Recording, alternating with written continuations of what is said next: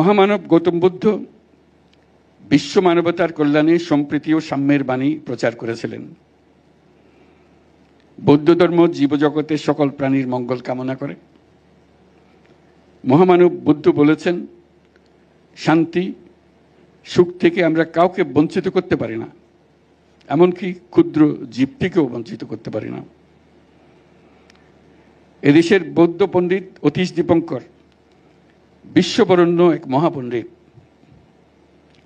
মহামানব বুদ্ধের বাণী তিনি বহন করে দিয়েছিলেন সে মহাচীনের তিব্বতে।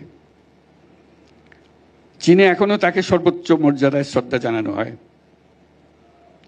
বৌদ্ধ ধর্মের নিদর্শন, স্থাপনা, ঐতিহ্য ও পণ্ডিতগণ মানব সভ্যতার ইতিহাসে অত্যন্ত গুরুত্বপূর্ণ। সুপ্রিয় উপস্থিতি, আমি বরাবরই বলে এসেছি, নানা মত, ধর্ম, রীতিনীতির মধ্যেও আমরা সবাই এক পরিবারের সদস্য।